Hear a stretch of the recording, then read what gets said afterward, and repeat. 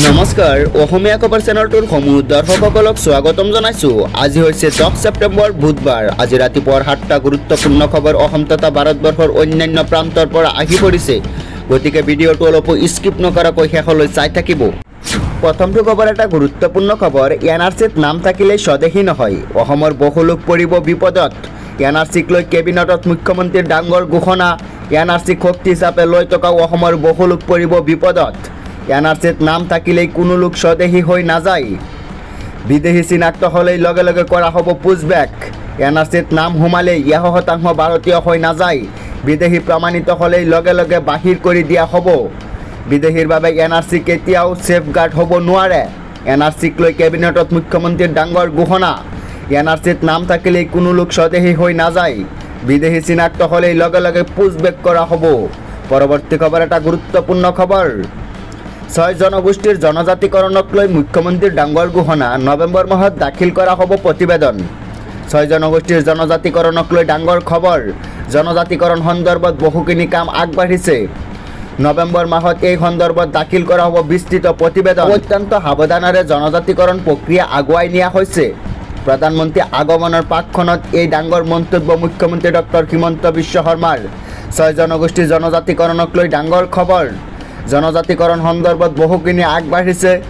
নৱেম্বৰ মাহত এই সন্দৰ্ভত দাখিল কৰা হ'ব বিস্তৃত প্ৰতিবেদন। অত্যন্ত সাৱধানতাৰে জনজাতিকৰণ প্ৰক্ৰিয়া আগুৱাই নিয়া হৈছে। প্ৰধানমন্ত্ৰী আগমনৰ পাকখনত এই ডাঙৰ মন্তব্য মুখ্যমন্ত্ৰী ডক্টৰ হিমন্ত বিশ্ব শৰ্মাৰ। পৰৱৰ্তী খবৰ এটা গুৰুত্বপূৰ্ণ খবৰ। Big breaking news. নেপালত প্ৰতিবাদকাৰীয়ে ভাঙিলে জেল, জেলৰ পৰা পলাল শ শ প্ৰতিবাদকাৰী। নেপালত প্ৰতিবাদকাৰীয়ে ভাঙিলে জেল, জেলৰ পৰা শ শ প্ৰতিবাদকাৰী পলাল। নিহা ভয়ংকৰ পৰিস্থিতিৰ সৃষ্টি হৈছে নেপালত। প্ৰধানমন্ত্ৰী ৰাষ্ট্ৰপতি পলায়নৰ পিছতেই দেশত অচল অৱস্থা। সেনাৰ হাতত নেপালৰ শাসনভাৰ। দেশবাসীক সম্বোধন কৰিব নেপালৰ সেনা প্ৰধানে। এই পৰ্যন্ত 20 জনতকৈও অধিক প্ৰতিবাদকাৰীৰ মৃত্যু। প্ৰতিবাদত শ শ আহত হৈছে। পৰৱৰ্তী খবৰ এটা গুৰুত্বপূৰ্ণ খবৰ। বিদেশী বহিষ্কাৰক লৈ আহি গ'ল SOP। নতুনকৈ প্ৰৱেশ কৰা বিদেশী ধৰা পৰিলেই 12 ঘণ্টাৰ ভিতৰত কৰা হ'ব পুছবেক। বিদেশী বহিষ্কাৰক লৈ আহি গ'ল SOP।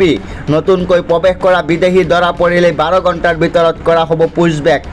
বিদেশী বহিষ্কাৰৰ ক্ষেত্ৰত ঐতিহাসিক পদক্ষেপ। 12 ঘণ্টাৰ ভিতৰত ধৰা পৰিলেই নটিচো দিব নালাগে কোনো বিদেশীক। সুপ্ৰিম কোৰ্টৰ সাংবিধানিক ন্যায়ালয়ৰ জাজমেণ্টৰ ওপৰত ভিত্তি কৰি ট্ৰিবিউনেলৰ ব্যৱস্থাক বাইপাছ কৰি আমি ইমিগ্ৰেণ্টছ এক্সপালেশ্যন এক্ট 1950 ব্যৱহাৰ কৰি সিদ্ধান্ত গ্ৰহণ। ইয়াৰ ফলত বিদেশী বহিষ্কাৰৰ প্ৰক্ৰিয়া ক্ষীপ্ৰ হ'ব। বিদেশী বহিষ্কাৰৰ বাবে কোনো এম্বেচিক যোগাযোগ কৰিব নালাগে, ডিৰেক্টলি কৰা হ'ব পুছবেক। বিদেশী বহিষ্কাৰক লৈ আহি গ'ল SOP। নতুনকৈ প্ৰৱেশ কৰা বিদেশীত ধৰা পৰিলেই 12 ঘণ্টাৰ ভিতৰত কৰা হ'ব পুছবেক। পৰৱৰ্তী খবৰ। কি হৈছে নেপালত? ভয়ংকৰ অৱস্থাৰ দিশে গতি কৰিছে নেপাল। প্ৰধানমন্ত্ৰী ৰাষ্ট্ৰপতিৰ পদত্যাগৰ পিছতে হাহাকাৰ অৱস্থা। কি হৈছে নেপালত? ভয়ংকৰ অৱস্থাৰ দিশে গতি কৰিছে নেপাল। প্ৰধানমন্ত্ৰী ৰাষ্ট্ৰপতি পদত্যাগৰ পিছতে হাহাকাৰ দেশখনত। নেপালৰ প্ৰধানমন্ত্ৰী KP শৰ্মা অলিৰ পদত্যাগ। নেপালৰ ৰাষ্ট্ৰপতি ৰামচন্দ্ৰ পৰেলৰো পদত্যাগ। জ্বলাই দিছে নেপালৰ সুপ্ৰিম কোৰ্ট। ভয়ংকৰ প্ৰতিবাদত অচলা অৱস্থা হৈ পৰিছে সমগ্ৰ নেপাল। জেনজেডৰ প্ৰতিবাদত অচল হৈ পৰিছে নেপাল। পৰৱৰ্তী খবৰ। কাইলৈ 10 ছেপ্টেম্বৰ অপেক্ষাত ৰাজ্যবাসী। গৌৰৱ গগৈৰ পাকিস্তানী লিংক সন্দৰ্ভত সকলো তথ্য পোহৰলৈ আনিব মুখ্যমন্ত্ৰী ডক্টৰ হিমন্ত বিশ্ব শৰ্মাই। কাইলৈ 10 ছেপ্টেম্বৰ অপেক্ষাত আছে ৰাজ্যবাসী। গৌৰৱ গগৈৰ পাকিস্তানী লিংক সন্দৰ্ভত সকলো তথ্য দিব মুখ্যমন্ত্ৰীয়ে। গৌৰৱ গগৈ পাকিস্তানীৰ এজেণ্ট নেকি? কাইলৈ গৌৰৱ গগৈৰ বিৰুদ্ধে কি বিস্ফোৰক ঘটাব মুখ্যমন্ত্ৰী ডক্টৰ হিমন্ত বিশ্ব শৰ্মাই। কাইলৈ 10 ছেপ্টেম্বৰ গৌৰৱ গগৈৰ সন্দৰ্ভত লিংক সন্দৰ্ভত সকলো তথ্য মুখ্যমন্ত্ৰীয়ে পোহৰলৈ আনিব। গৌৰৱ গগৈ পাকিস্তানৰ এজেণ্ট নেকি? কাইলৈ গৌৰৱ গগৈৰ বিৰুদ্ধে কি বিস্ফোৰণ ঘটাব মুখ্যমন্ত্ৰী ডক্টৰ হিমন্ত বিশ্ব শৰ্মাই। পৰৱৰ্তী খবৰ এটা গুৰুত্বপূৰ্ণ খবৰ। মুখ্যমন্ত্ৰীক বিহা হ'ল জৰিমনা। বাৰে বাৰে যান বাহনৰ নিয়ম উলংঘা কৰি বিপদত মুখ্যমন্ত্ৰী। বাৰে বাৰে যান বাহন আইন উলংঘা কৰি বিপদত পৰিছে এইবাৰ মুখ্যমন্ত্ৰী। মুখ্যমন্ত্ৰীক জৰিমনা বিহিলে পৰিবহণ বিভাগে। অভাৰ স্পীড, ছিট বেল্ট পৰিধান নকৰি বিপদত মুখ্যমন্ত্ৰী। হাত বা নিয়ম ভংগ কৰি জৰিমনা মুখ্যমন্ত্ৰীগৰাকী। কৰ্ণাটকৰ মুখ্যমন্ত্ৰী সিদ্ধাৰাম ৰায়ক জৰিমনা বিহিলে পৰিবহণ বিভাগে। 2500 টকাৰ জৰিমনা বিহা হ'ল মুখ্যমন্ত্ৰীগৰাকীক। বাৰে বাৰে যান বাহন আইন উলংঘা কৰি বিপদত মুখ্যমন্ত্ৰীগৰাকী। মুখ্যমন্ত্ৰীক জৰিমনা বিহিলে পৰিবহণ বিভাগে।